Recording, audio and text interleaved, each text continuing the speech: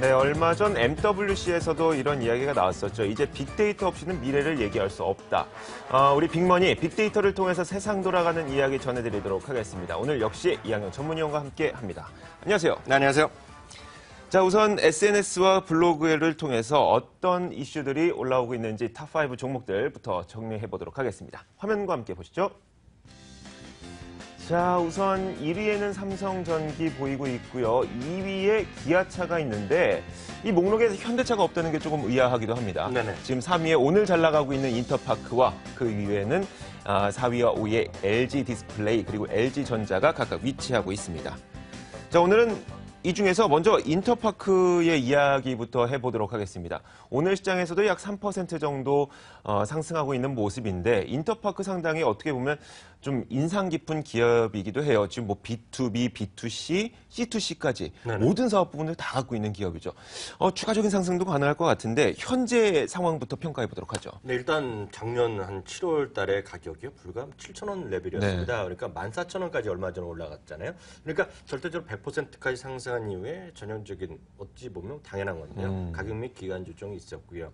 그 와중에 새로운 어떤 정말 뉴스가 있었던 것이 결국 현실화된 것이 인터파크 INT가 상장되면서 네. 뭐 더 간다 안 간다 얘기 많이 나왔는데 결국 주가는 한 가격으로 보면 15%에서 20% 많게는요.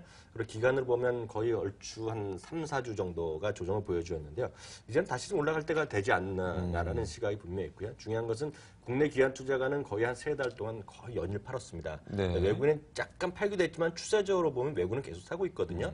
모르겠습니다만은 일단 저라면은 외국인 쪽에 베팅하고 싶다 이런 네. 생각이 드네요. 알겠습니다. 지금 이 인터파크를 사실 인터파크 INT만 갖고 얘기를 할 수 없어요. 또 상당 부분 차지하고 있는 게 아이마켓 코리아 아니겠습니까? 맞습니다. 이쪽은 어떻습니까? 미국 시장에서 미국 주시장이 열린 지 뭐 200년이 가까이 되겠는데요.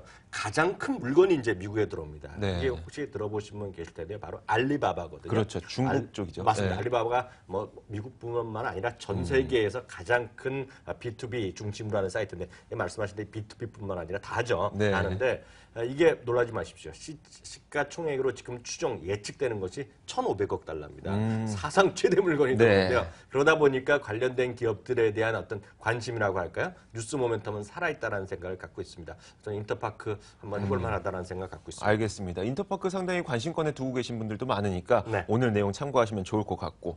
자, 다음으로는 저희가 기아차도 함께 살펴보면 어떨까 싶습니다. 사실 제가 아까 말씀드렸던 것처럼 이 목록에 현대차가 없는 게 좀 의아했었는데 이 기아차와 현대차가 2월 판매 실적을 발표하지 않았습니까? 네. 사실 지금 실적은 그렇게 좋지 못해요. 특히 미국 쪽에서 부진한 모습인데 하지만 현재 기아차와 현대차에서는 이제 현대차의 신차 모멘텀이 기다리고 있습니다. 맞습니다. 이거부터 얘기해보죠. 뭐 현대차 신차 모멘텀 상당한 기대감이 있어요.